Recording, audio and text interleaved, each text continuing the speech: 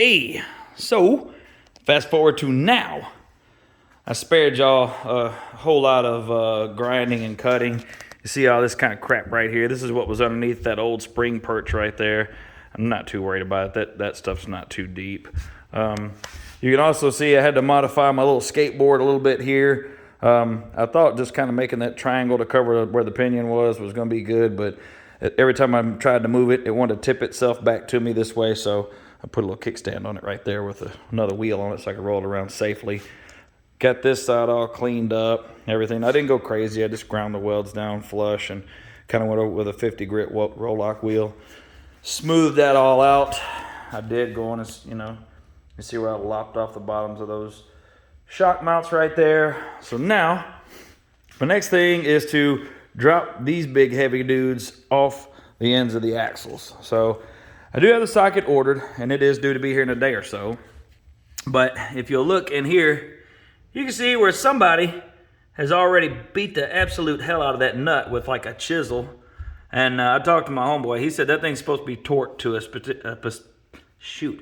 a particular spec.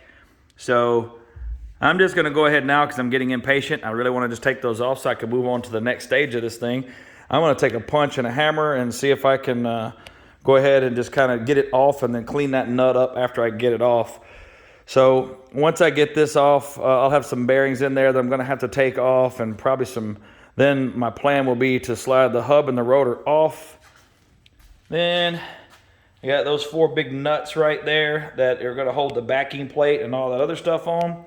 So we'll get all that off of there, and that will lighten this axle tremendously.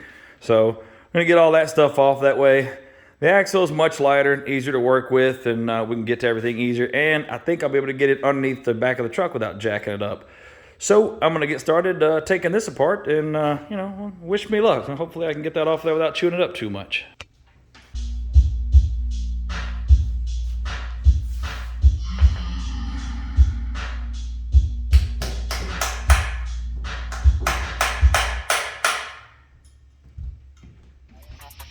Well, it's moving.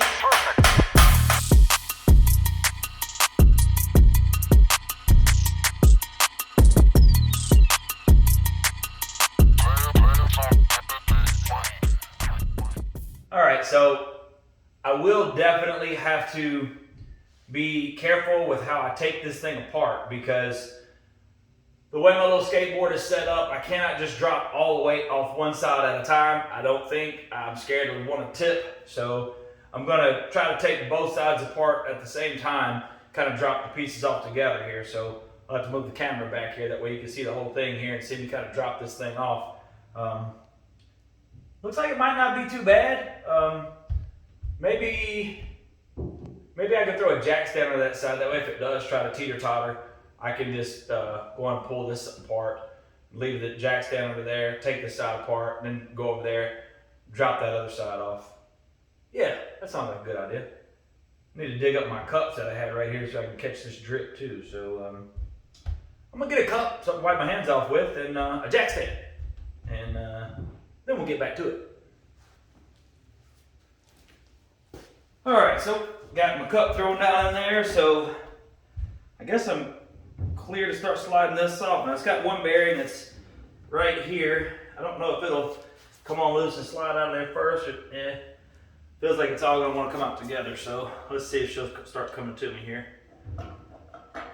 Not so bad so far. I have no idea what this weighs, but I bet it's extremely heavy. All right, there comes the bearing like I thought it would.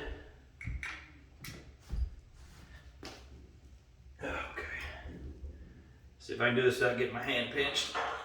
Oh yeah, that's super light. Ooh, a lot of dirt and stuff in there. A lot of oil in there too.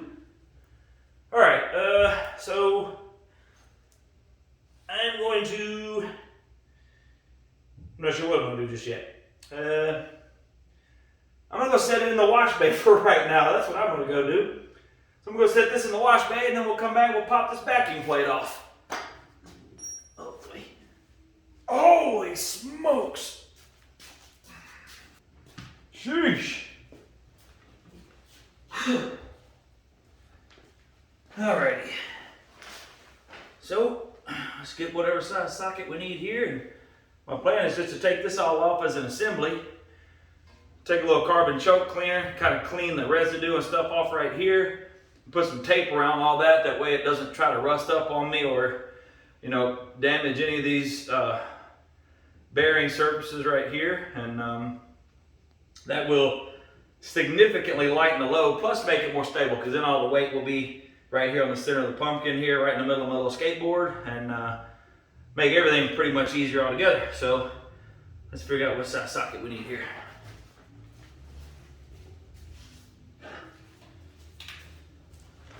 Let's see what we got. Jackpot. Oh, come on. Well, let me try my other impact.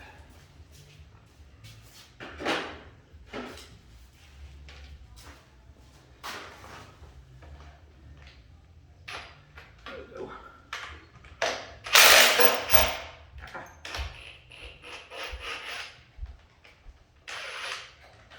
That was much looser than I was expecting it to be.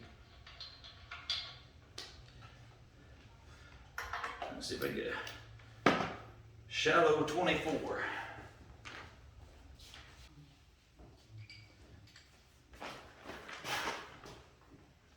Okay, well, as luck would have it, I have like every shallow metric socket except a 24 millimeter, which is what I need. So much for all these nice battery powered impacts. I'll just have to use a regular ass ratchet here. Well, of course, this one's gonna be tight. All right, hammer time.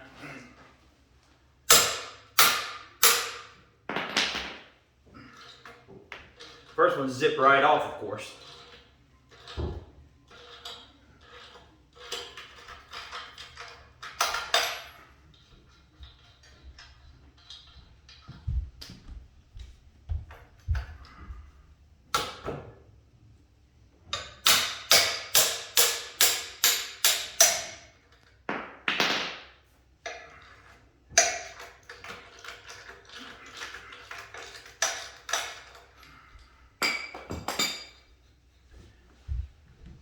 Looks like we're gonna need some brake pads while we got this thing apart too.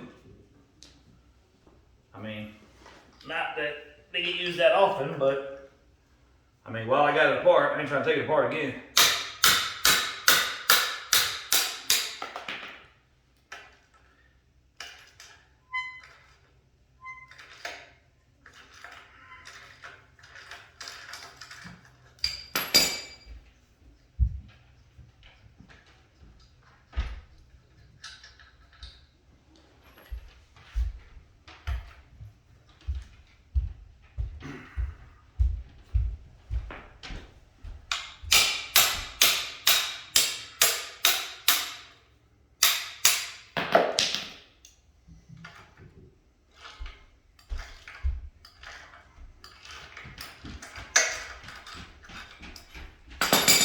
This stuff probably clean up real easy with a pressure washer. It's just got dirt all over it. Pressure wash it real good and go on and get the new pads and stuff put on it before we slide her back on, put a little fresh coat of paint on it.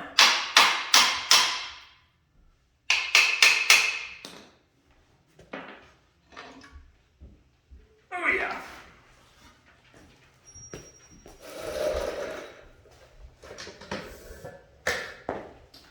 Well, there you go. Axle disassembly. Got everything cleaned up, looking good. So I'm gonna go ahead and rip apart the other side. So when we come back, maybe we can stick this thing under there without having to jack the back of the truck up. That would be pretty cool. I would like that a lot, but I mean, if not, we'll just deal with that when we come to it. So I'm gonna try down the other side and we'll be right back.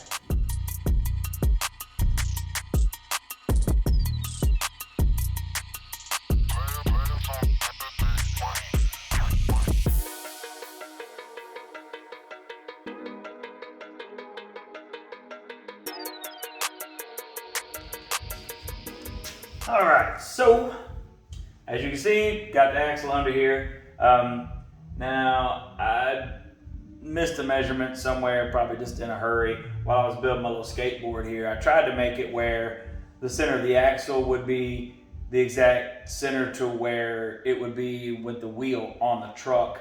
I missed it by, I think, 1 inch almost exactly. Probably, like I said, probably just got in a hurry. But I know that it's 1 inch higher than what it should be. So the truck right now is sitting at what I imagine to be ride height.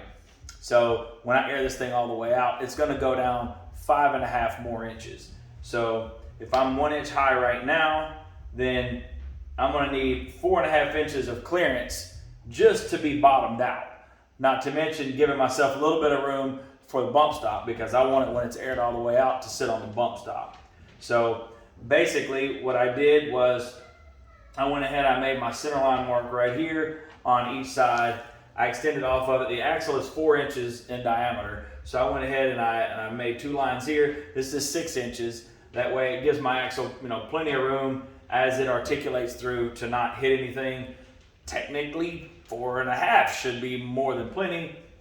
But when you're building from scratch, there's no point in building it too tight and having to come back later and cut a bunch of stuff apart. So I went with 6. So nonetheless, we're an inch higher right here. So essentially, it came up right here to give myself enough room so that I can bottom all the way out and have room to spare. Now the problem with that is, if I cut that much of this out, obviously not going to have much frame. My original plan was I did not want to cut this frame. I did not want to have to C-notch this frame. I also didn't want to have to C-notch the front of the frame either, but I already did. So screw it, why not do the back too, right? In order to get this thing to look the way I want it to look and do what I want it to do, I'm gonna have to C-notch this frame back here. It's not the end of the world. I've C-notched plenty of frames. I plan to haul a bunch of heavy stuff with this, and I would have really liked to have left it alone. No particular reason. I can build it plenty strong. I mean, I don't know. I wanted to leave it alone for whatever damn reason, but I did. But we ain't going to. Now, this frame is like right at, how thick was it? I think it was like right at 38, wasn't it? Let's see. It is, the frame is 5/16 of an inch thick. So just a little over a quarter, just a little under 3/8. Now what I actually have, I never throw any type of material that I could possibly build something with. I don't throw anything away until it's like whittled down to a little toothpick size sliver. Now, whether it be wood or aluminum or steel or whatever, I just don't. Now, when I built this house, I've got a floating porch out back that's got 4 inches of concrete poured on top of it, 13 feet off the ground. Well, I had to do engineered steel underneath it, and it had these big old purlings that I had to put underneath it that are actually 6 inches tall, about 3 inches wide, 250 wall steel tubing. So that's right, big old heavyweight rectangular steel tubing. And I've had like 8 pieces of this stuff just laying in the floor of my shop in here for 6 years now that I just refuse to throw away because I paid a lot of damn money for it. And I knew I would use it for something at some point. Well, today is the day, because essentially I can add 6 inches right to the top of this without having to get too snappy. I can lay that dude right on here, weld it down, make 2 sides for it to actually overlap it and make it so it'll actually be like 1/2 inch thick. And it'll be mega strong because I can overlap this thing, and like I said, fill the sides in. This frame is only C-channel, so in this area it will be completely boxed at this point. So, upgrade. So, first things first was we got to figure out how high up I wanted to come to make my cut for my axle right here.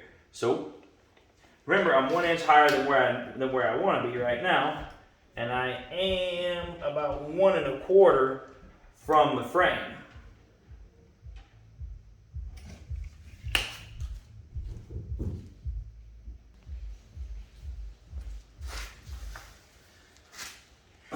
Sorry about that. I had to go and yell at the kids. Okay, so we're 1 inch up with our axle right here. We are at 1 1/4 from the axle to the bottom of the frame, which is, remember, going to actually be 2 1/4 in real life. Okay, so if we go from 2 1/4 to here, it's 4 1/2, which if we add that, so from here to here is 4 1/2. If we add the inch, that the axle would actually be sitting down. That puts us right here at this little, as part of this oval hole right here, right at the top edge of it is 5.5, ironically enough. Now I want to give myself another inch there to have my bump stop kind of extend down and give the axle a little room to come up into it. I don't want it just sitting on my bags. So that represents this black line right here. So that is where I'm anticipating cutting out my frame. So obviously that's probably, looks like it's roughly 1.25 inches to the top of the frame right there. So when I make my plate that's going to come down my frame, my plate will extend down just a little bit farther than that. Now I have kind of went ahead and made kind of a rough template for a C-notch out of some cardboard. I'll show you that here in just a few minutes, but for starters, well, I'll show it to you right now.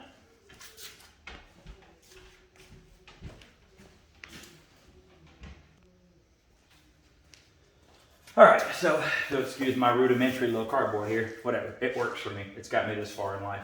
So this is basing it off of 6 inches, 6 inches, 6 inches. Basically imagining it sitting to the top of the frame. I kind of made this before I did all this measuring right here and figured out that I was going to be a little bit lower than the frame. Still not really a big deal because it's made of cardboard right now, so pretty easy to make a change here. So essentially, this bad boy will sit up here. So when I pull this wire off, this right here is actually the holder for the fuel lines on the inside. So I'll have to take that nut off of there, and that will be no more, obviously. So what I might actually do is just take the nut off, cut the stud down, and weld it in that hole right there, because I do like that holder right there. Not real sure exactly how I'm going to go about the fuel lines right there. I may have to figure something out, try to run them. I may have to like bend them outside of this C-notch. I don't know, you know what? I may just be able to leave the inside of this thing open, really. Because if I brace it across the top, should be fine, really. It's actually going to be more steel there than what was there before. Ooh, that might be a good idea too. We'll find out as we go. But either way, that guy gonna have to come off of there, and I can go ahead and weld it in place, and I can come back and just cut it back off after the fact if for some reason I decide not to use that. But like I said, you get the idea of how this guy's gonna sit up on here. Basically, the piece of steel is gonna sit down right here on top of the frame. So I've gone ahead and I've measured what the distance is from here to here. We're gonna go cut us a piece of this off at 18 inches so we can kind of set it up here and start getting a little bit better look at it. So next move from here is I'm gonna go and pull this wire off the back side, take this nut off right here, go ahead and we'll go ahead and weld this, cut this stud off and weld this, either get rid of this mount right here because I do have another one here, so it's not that big a deal. So I'll either weld this on, get rid of it, I'll figure that out in just a minute off camera. Weld this or get rid of it, pull this wire out right here, and let's go over here and cut some steel right quick with my little cold saw I got. See, look at that. All that pile of steel over in the corner. Been sitting there for 6 years, had no idea what I was gonna use it for. Ta-da! It's about to become a piece of a frame. And ironically enough, if my measurements are pretty correct, and I think they are, if I can put this directly on top of the frame, and it should sit up high enough to clear the tires when this thing is all the way aired out, and put my flatbed on top of it. So wouldn't that be fortuitous if I could just use all that and weld it together? Anyhow, let's cut some steel.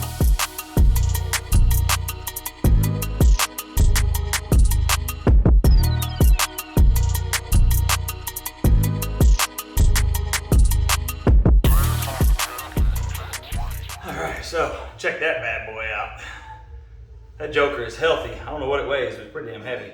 So as you can see, it's got lots of just dirt and old surface rust and crap on it. I cleaned up this little spot with a grinder. So I'm gonna take this outside and kind of shine it all up, get it where it's kind of usable, a little bit less dingy looking. So I'm gonna go run and do that off camera, and then we'll come back and start drawing a little bit better picture of how this is gonna come together.